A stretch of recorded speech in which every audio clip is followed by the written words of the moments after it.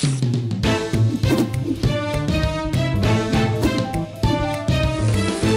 the point aja.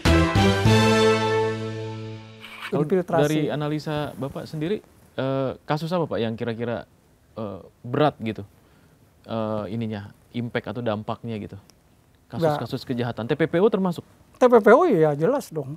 TPPO, dan ini lagi rame memang ya? Iya, TPPO jelas dong. TPPO itu kan bayangin anak muda kita mencari kerja di sana, berada pada lingkungan yang buruk, yang semua dan itu di camp kriminal, katanya di camp. Ya. Di situ kan bisa muncul bisnis narkoba, ya bukan hanya online scamming. Dia ketemu temennya dari negara lain, saya nggak pernah nyebutin negara. Dia ketemu negaranya yang lain, yang juga selain jadi online scammer, dia juga narkoba. Kan itu ancaman kan? Ya atau kejahatan lainnya ya. Sekarang kan dengan cyber, negara makin batasnya tuh tipis, makin tidak ada. Pak, itu kalau mudah sekali. Dari analisis Bapak, diplomat kan salah satunya adalah menganalisis ya. Dari analisa Bapak dengan apa yang terjadi hari-hari ini, satu scamming sampai sekarang juga masih marak, apalagi di era digital makin merajalela gitu. Ya mau scamming kan digital. Iya, makanya. Terus yang kedua ada lagi love scamming malah. Itu dia benar tuh. Terus judi online itu. Terus ketiga perdagangan orang, TPPO yang tidak hanya ke judi online, tapi misalnya seperti di mana Kamboja teman itu yang katanya diambil ginjalnya gitu. Tetapi dari analisa Bapak adalah apa sih Pak sebetulnya yang menyebabkan ini bisa banyak orang-orang terjebak menjadi korban di sana. Tergiur gitu Pak. Tergiur, itu yang pertama. Yang kedua, apa yang kurang dari pemerintah mungkin terhadap masalah ini, dan juga apa yang kurang dari korbannya ini, kenapa mereka jadi tergiur? Menurut analisa Bapak apa? Waduh, ini pertanyaannya panjang. Oh, ini masalah sosial ekonomi nih. Tetapi begini ya. Nggak mungkin Bapak kan pernah ngobrol di sana sama korban-korbannya gitu ya kan? Nanya, gini, terus kemudian gimana nih? Pertama, kamu kenapa tertarik gitu? Saya ingin menyoroti dulu hal yang simpel aja, bahwa mereka terbohongi.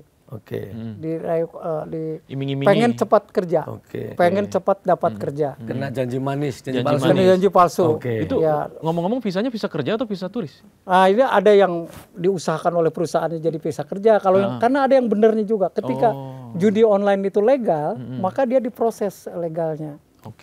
Dia adalah operator dari judi, ada itu yang sebetulnya legal. Visanya kerja Visanya dapat visa kerja ada. Tetapi umumnya ya ada yang come and out sebentar ya gitu. Nah, kalau menurut saya ya ini kayak apa ya, kalau disebut ya karena lapangan kerja susah kan klise dulu. Ya karena juga ada yang udah kerja, dia udah kerja cuma nggak puas UMR nggak puas. Dia pengen, karena ketika mereka dapat menyadari dapat uang banyak di sana dari hasil penyelidikan polisi terhadap apa, dia happy minum-minum, ya kayak begitu.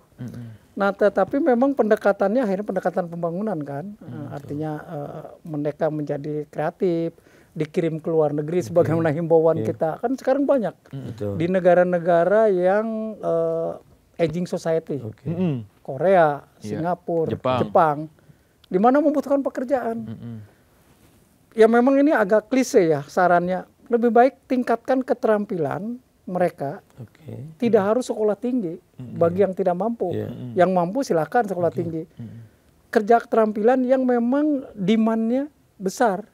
Di Jepang kan banyak sekarang orang Indonesia. Kan lebih baik, akan lebih elegan, terhormat, produktif ketika mereka bekerja ke Jepang tuh memang ada skillnya. Skillnya dibutuhkan. Sekarang kan Kanada juga ya. Betul, Kanada. Iya kan, Scandinavian countries, bahkan ada negara yang mengiklankan akan diberi tanah. Jadi memang menjadi tanggung jawab, ya saya kan sudah menjadi masyarakat biasa, menjadi tanggung jawab pemerintah untuk membina mereka, mengarahkan kepada pekerjaan-pekerjaan skill yang demand di luar negerinya. Saya percaya tuh, orang Indonesia tuh kan land attachment-nya tinggi. Jadi kalau dia bekerja baik-baik di sana, dia tetap akan bangga menjadi orang Indonesia, dan dia bawa uang. Oke.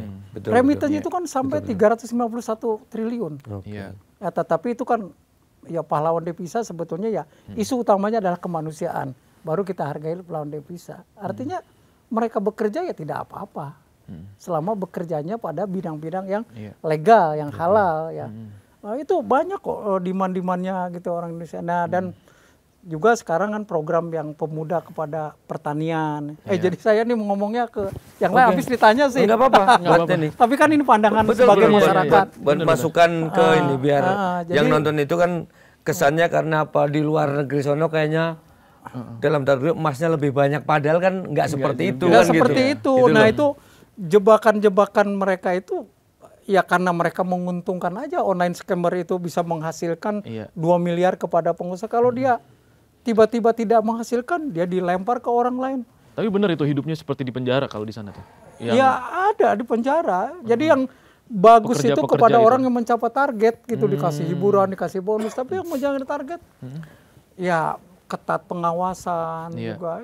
Ya kan terutama di Kamboja apalagi. Sebetulnya kan sama saja kan ketika harus kerja berbasis target, mau di sana mau di sini kan sama kan. Sama. Di sini nyampe target juga hasilnya pasti bagus kan gitu. Nggak nyampe target, ya pasti nih.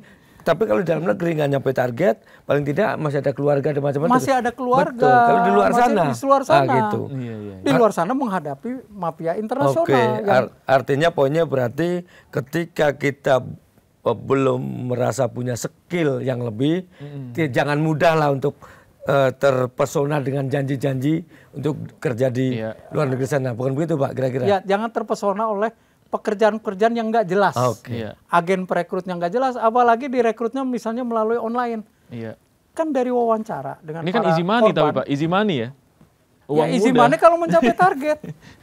Nah, kan itu juga perlu kemampuan merayu orang. Meyakinkan orang lain untuk investasi kan juga tidak mudah. Nah, jadi apa ya, saya jadi lupa lagi. Jadi itulah perlunya mungkin ya SMK yang applied science, yang ilmu pengetahuan yang applicable terhadap pekerjaan sehari itu dikembangkan. Memang tidak mudah, apalagi dalam kondisi ekonomi global yang lagi begini. Tetapi kan kadang-kadang kita tidak bisa bekerja pada minggu karena tidak terbiasa. Lulusan sarjana tidak terbiasa jadi tukang bakso. Sudah mulai, saya baca berita sekarang, saya salut, ada seorang sarjana perempuan yang jadi cleaning service. Ya kan? Kerja di bangunan. Di luar negeri itu? Nah ini nih yang unik nih. Saya pernah diundang di Filipina jadi pembicara di seminar mengenai buruh migran. Bahwa untuk mengangkat martabat buruh migran ini, terutama domestic workers ya, bantu. Kita harus merubah persepsi dulu bahwa pekerjaan asisten rumah tangga, domestic worker adalah pekerjaan profesional. Bayangin. Couple, suami istri, pergi kerja, kita meninggalkan anak di rumah, usia balita, yang kalau sekarang banyak teori itu masa pertumbuhan, mental maupun fisik, kan akhirnya kita ada kebutuhan untuk mendidik para domestic workers itu sebagai pekerja profesional, kewajiban negara atau perusahaan. Bahkan pada saya Muslim ya, banyak teman-teman saya yang Muslim juga menginginkan pembantunya bisa ngajarin Al-Quran. Uang lulusan sarjana aja saya nggak bisa mengajar Al-Quran. Berarti baik kompetensi, dia sebetulnya di atas kita malah. Coba jangan disuapin, menahan emosi. Orang tua aja suka emosi, kalau anaknya nakal apalagi. Jadi persepsi kita, dan itu setuju para perwakilan diplomatik dan para pakar di Filipina, ya dari persepsi kita. Nah persepsi kita itu dibentuk dalam mulai kelembagaannya. Ada sekolah khusus domestic worker, tidak hanya kursus. Jadi mereka tuh setara dengan perawat. Ya kan? Nah makanya Filipina itu kan semi skill. Dia registered nurse-nya itu laku di mana-mana. Karena memang dia dinaikkan martabatnya.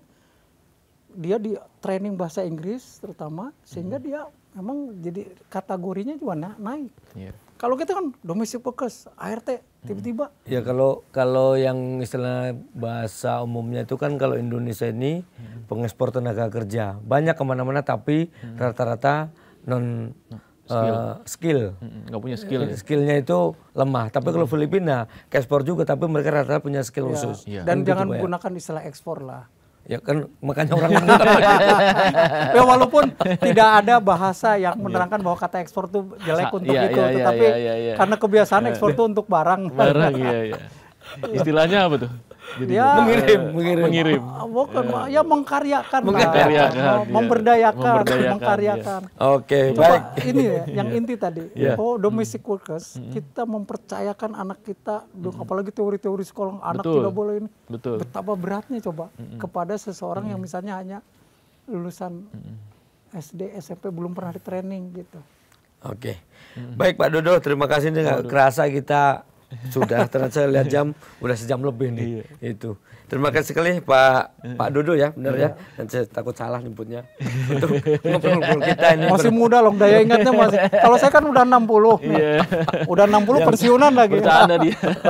Yang sudah berbagi pengalaman, tapi poinnya adalah selama kita ngobrol adalah satu yang kalau saya boleh ini nanti kalau salah dikoreksi adalah masukan juga ini asli ini mantan diplomat ini. Kenapa saya sebut mantan, kan udah pensiun Pak ya. Nggak tahu bahasa yang pasnya pensiunan lah. Pensiunan tuh tekanan psikologisnya tinggi.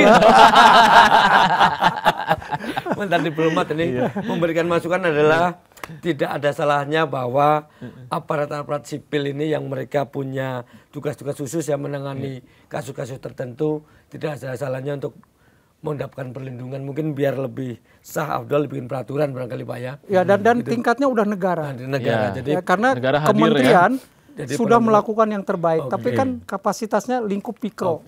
Tetapi kalau udah negara hadir, ada kekuatan politis, kekuatan hukum dan kekuatan operasional. Gitu. Baik Pak, itu yang pertama. Yang kedua adalah diingat-ingat bahwa kerja di luar negeri itu tidak semanis yang kita dengar, yang kita bayangkan, tetapi harus benar-benar siap secara kemampuan, mental, dan juga tentu administrasi. Mental kuat, skill ada, tapi kalau ilegal juga ya jatuhnya tidak aman. Tidak aman. Jadi semua harus beres ya Pak, benar. Dan yang berikutnya adalah sambil minum teh boleh? Oh iya, sama. Kita lupa nawarin Pak. Silakan Pak. Karena ini. Jadi sambil Pak Dodo minum teh, saya sekaligus ingin pamit kepada teman-teman dari penonton To The Point. Ini episode kali ini kita adalah berbicara tentang tugas, tanggung jawab, dan resiko seorang diplomat. Saya Lukman Hanafi. Dan saya Andri Susanto. Dan Pak Dodo Sudrajat. Saya juga ingin menyampaikan mohon maaf jika penjelasan saya banyak kekurangannya. Sudah banyak dan melampaui kapasitas saya sebagai masyarakat biasa. Tetapi apa yang ingin disampaikan tidak serta-merta mengkaitkan dengan kasus tertentu, tetapi kebetulan ada kasus ini yang memang kita serahkan kepada aparat penegak hukum, tetapi memang kebetulan saja masyarakat menyoroti isu ini, jadi saya ingin menyumbangkan pengalaman, pemikiran yang insya Allah bermanfaat. Amin. Baik, begitu demikian penonton tutupan aja.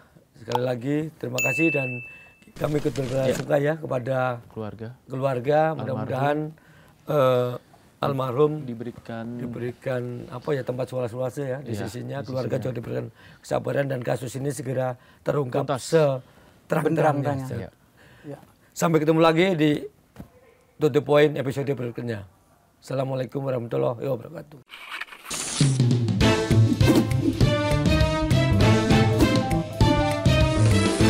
To The Point aja.